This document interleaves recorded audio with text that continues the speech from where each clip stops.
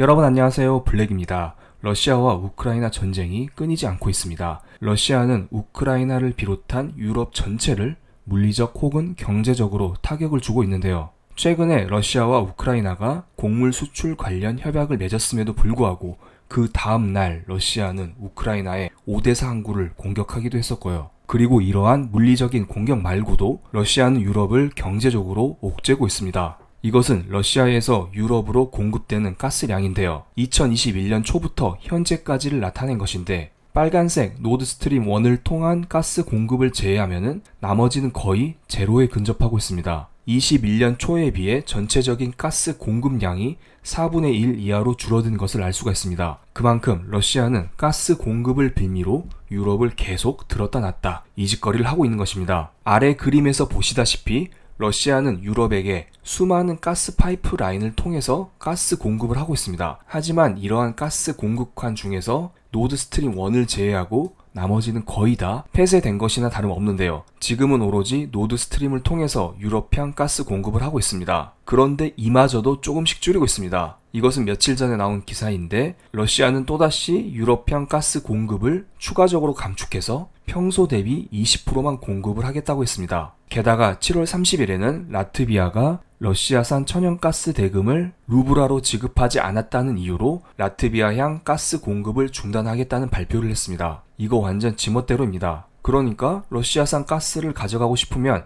달러가 아니라 유로화가 아니라 자기 나라 화폐인 루브라로 결제를 해야 된다는 것입니다. 이렇게 러시아의 갑질이 이어지고 있기 때문에 유럽의 천연가스 가격은 물론이고 최근에 WTI 국제유가 역시 조금씩 고개를 들고 있습니다. 요즘에 경기 침체가 이슈죠. 미국도 2개분기 연속 GDP 역성장이 나오면서 기술적인 경기 침체에 들어섰습니다. 이렇게 경기 침체에 들어서면 원유에 대한 수요 감소로 인하여 원유 가격이 떨어질 수밖에 없는데요. 하지만 이럼에도 불구하고 최근에 러시아산 천연가스 이슈가 생기면서 WTI 국제유가는 다시 한번 고개를 들고 있습니다. 방금 전에 제가 러시아가 라트비아향 가스 공급을 중단했다는 게 7월 30일이었습니다. 하지만 7월 30일 이틀 전에 7월 28일에 바이든 대통령이 중국 시진핑과 전화통화를 2시간 넘게 했습니다. 바이든 대통령이 코로나에 걸렸음에도 불구하고 2시간 넘게 시진핑과 블라블라 니하오 이런 식으로 통화를 했습니다. 그리고 바이든 대통령이 시진핑과 전화통화를 한 다음에 발트 3국가 수교 100주년을 맞이해서 축하 성명도 발표했다고 합니다. 참고로 라트비아는 발트 3국 중 하나입니다. 이 자리에서 바이든은 이런 말을 했습니다. 미국은 나토 동맹국 영토에 단 1인치조차도 반드시 지켜낼 것이라고 했습니다. 1인치가 2.54cm라고 세계일보에서는 아주 친절하게 설명을 했습니다. 바이든 대통령이 1인치조차도 반드시 지켜낼 것이다. 그런데 1인치는 2.54cm다. 이런 말을 하진 않았을 것입니다. 어쨌든 여기에서 주목해야 될 것은 바이든 대통령이 발트 3국에 대해서 발언을 한 직후 이틀 후에 러시아가 라트비아의 가스 공급을 중단했다는 것입니다. 여기에서 핑계는 루브라로 결제하지 않았다는 것이겠죠. 이렇게 러시아는 여러 가지 핑계를 대면서 유럽향 가스 공급을 중단하고 있습니다. 그렇다면 우리는 에너지에 관심을 가질 필요가 있겠죠. 에너지의 대표적인 것은 태양광과 풍력이 있습니다. 천연가스, 원유를 대체할 수 있는 게 바로 태양광과 풍력이죠. 실제로 미국 정부, 유럽에서는 신재생 에너지에 대한 투자를 끊임없이 하고 있는데요. 그동안 에너지 효율이 좋지 않기 때문에 등한시되어 왔지만 러시아발 에너지 문제가 터졌기 때문에 대체 에너지인 태양광과 풍력이 주목을 받고 있는 상황입니다. 그리고 원전 역시 주목을 받고 있습니다. 원전은 그동안 친환경이냐 아니냐 이것에 대한 이슈가 많았는데요. 하지만 러시아 문제가 터지고 나서 2022년 7월 초에 유럽에서 텍소노미에 천연가스와 원전을 포함시키기로 결정을 내려버렸습니다. 지금 상황이 다급하기 때문에 원전도 빨리 친환경으로 분류를 시켜서 원전을 장려시켜야 된다. 이러한 움직임이 벌어지고 있는 것입니다. 그리고 이러한 천연가스를 수송할 수 있는 LNG에 우린 또 주목을 해야겠죠. 2021년 기준으로 유럽에게 에너지 공급을 하는 나라들을 잘 보면은 러시아가 19%이지만 다른 나라들이 압도적으로 많은 비중을 차지하고 있는 것을 알 수가 있습니다. 그렇다면 유럽은 LNG선을 확보해서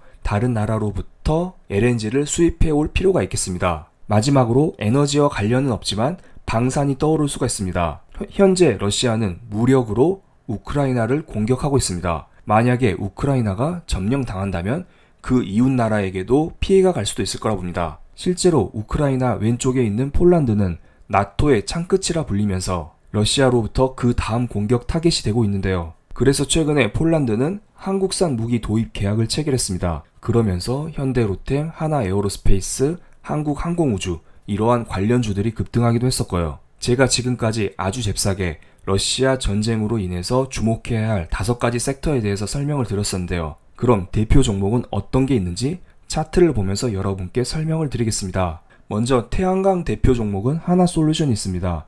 하나솔루션은 최근에 바닥에서 대량 거래를 동반한 장대 양봉이 하나 터졌습니다. 하나솔루션의 2분기 실적 발표가 나왔는데 태양광 사업부가 7분기 만에 흑자 전환했다는 소식이 들리면서 강한 상승이 나왔습니다. 그리고 때마침 미국 의회에서 기후 관련 협약이 통과될 수 있다는 기대감이 커지면서 신재생 에너지의 강세가 나오기도 했었고요. 특히 하나솔루션은 직전 저항대인 4만원대를 돌파하면서 이제 앞으로 46,000원만 돌파하면은 새로운 가격대에 접어들 수 있을 거라 봅니다. 풍력 대표주는 CS윈드가 있는데요. CS윈드 역시 최근에 대량 거래 2방을 터뜨리면서 강한 상승을 보여주고 있는데요. 그런데 하나솔루션에 비해서는 매물대가 두터운 것을 알 수가 있습니다. 그렇기 때문에 이 종목은 상대적으로 장점은 덜할 수 있다는 점은 명심해 두시기 바랍니다. 세 번째로 방산 대표주가 있는데요. 방산 대표주는 방금 설명드렸던 현대로템, 하나에어로스페이스, 한국항공우주가 있습니다. 그 중에서 현대로템을 살펴보겠습니다. 현대로템은 최근에 기관 외국인의 대량 거래와 함께 직전 고점 부근까지 올라와 있는데요. 직전 고점 부근까지 올라온 만큼 추가 상승에는 제한이 걸릴 수 있겠지만은 만약에 기관 외국인 수급이 지속되고 5일선 부근에서 거래량을 줄이면서 횡보하는 모습이 나온다면 다시 한번 공략을 해볼 수 있지 않을까 이런 생각을 하고 있습니다. 그리고 제가 앞서 설명드린 태양광, 풍력, 방산 같은 경우에는 이미 시세가 한번 나왔습니다. 그렇기 때문에 공략하기에는 약간 어려울 수가 있겠죠. 이제는 시세가 덜 나온 종목들 섹터 위주로 살펴보겠습니다. 먼저 원전 대장주인 하나인 두산에너리비티를 보겠습니다. 우리에게는 두산중공업으로 많이 알려진 종목이죠. 나름 소형 원자로 대장주이긴 한데 시세가 거의 나오지 못했습니다.